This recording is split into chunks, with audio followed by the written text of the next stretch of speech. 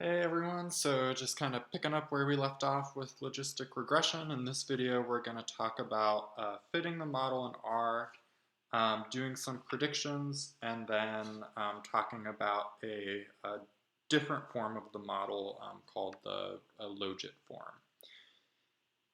And so we're going to start with the R stuff. And so this is nice. So to fit this logistic regression model in R, you'll kind of notice that this looks super similar to the R code that we used before. And that's like super nice. The fact that once we like get going with R, a lot of the stuff is going to start to look super, super similar. This looks a lot like LM, except it's got this G, which this logistic regression model is called a generalized linear model, and so that's what the G stands for. Other than that, that's not important. And it's got this extra argument at the end specifying that the family is binomial. Again, what that really means isn't that important. The binomial distribution you would talk about for sure in probability or math stat if you're a stat major. But not important for now, just that you have to include it.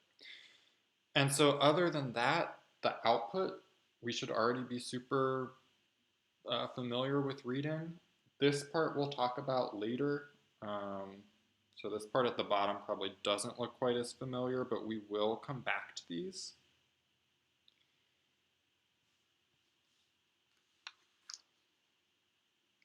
And then from this output, we should be able to write our fitted model. And so let's see. So if I were to write my fitted model in this probability form, I'm just going to take the estimated intercept and slope from that table.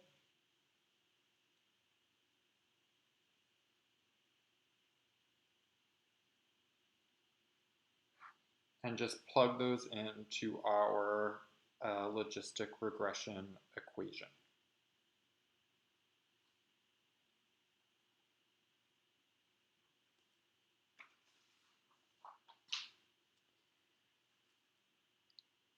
Okay, so prediction using this is super, super easy. If we were to predict the probability that a university with a 11-to-1 student to faculty ratio is public, all we're going to do is just plug in 11 to our student faculty ratio predictor.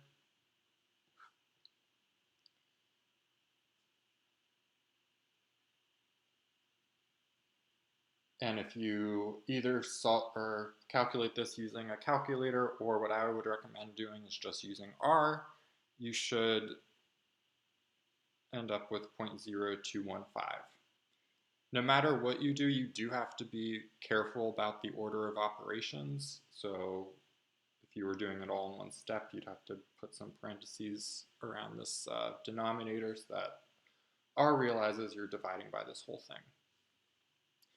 You could also get predicted probabilities with the predict.glm function. So this should look super similar to the predict function that we used before in multiple regression. And this, probably for just doing one prediction, kind of seems useless, but imagine if you had you wanted to do 20 different predictions, then this function would probably be the way to go. So you wouldn't have to do this 20 different times. Okay, so that kind of covers prediction. And now we're going to start talking about this kind of other form of the model and introduce odds, which is what we're going to do our interpretations in. And so this, we're kind of calling this as our probability form of the model, because it's set to be easily interpreted in probabilities. I believe I made this one of the homework problems, but I can't remember for sure. But if you rearrange this, you should be able to get to here, which we're calling the logit form. This form is nice because you'll notice that on the logit scale, it's linear, and we're just defining the logit as this log of the probability divided by 1 minus the probability. And so we'll also refer to this as log odds. And so one thing to keep in mind is that we are statisticians, at least in this class, and so log means natural log, always. And so stats people, I won't say always, but almost always when they say this log, they mean the natural log, which on a calculator would be this ln symbol. Okay. And so we're going to go ahead and define, we've kind of written that this is the log odds model without defining odds yet. And so for odds, if we kind of let our response be a 0 or 1, and we're just rewriting what pi is, so pi is the probability that y equals 1.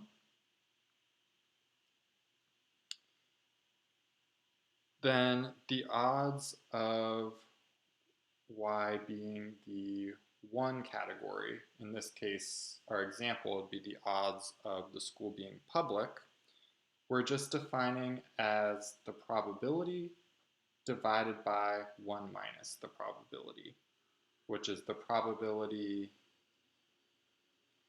that the y is the 1 category divided by the probability that y is the 0 category.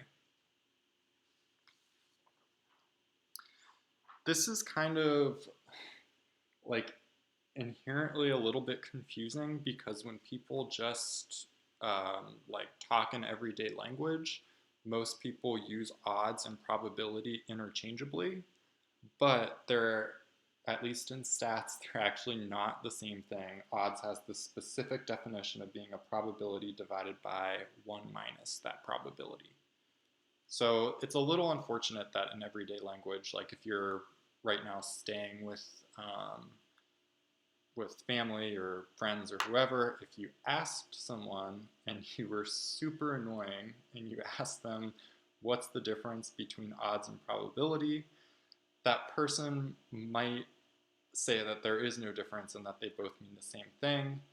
And if they didn't say that, they probably wouldn't know the definition of odds because it's kind of strange and confusing.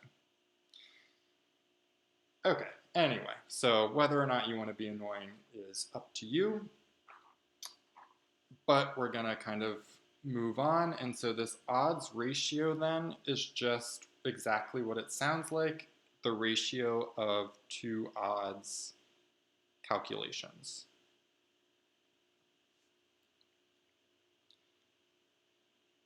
Okay, so let's kind of see what kind of all of this really means. And so if we have this example where we want to find the odds ratio of schools being public that have a 20 student to faculty ratio to schools that have an 11 student to faculty ratio, let's break that down by just starting by calculating that the odds that a school is public for that 20 student to faculty ratio. And so what I'm going to do there is I'm going to jump back to when we actually used R to find that predicted probability of 0.798. And then divide by 1 minus 0.798. That's going to give me my estimated odds of 3.95. If we repeat that and find the odds that a school is public for x equals 11, again, we already found that predicted probability from our regression equation. This time we did it by hand and got 0.0215.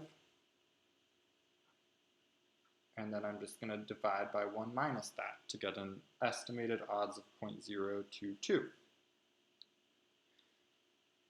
And so finally, when we find this odds ratio, all we're doing is taking the ratio of these two numbers. And so by that, we're just doing 3.95 divided by 0.022. Our odds ratio is 188.64. What we mean when we interpret that is we might want to say, all right, well then we estimate the odds of a college being public are 188.64 times higher for schools with a 20 student to faculty ratio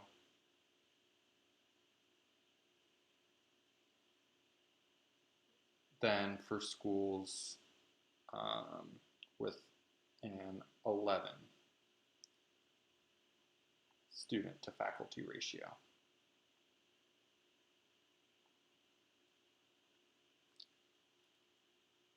Okay, so we're a little bit past the 10-minute mark. I usually try to make these in 10 minutes or less.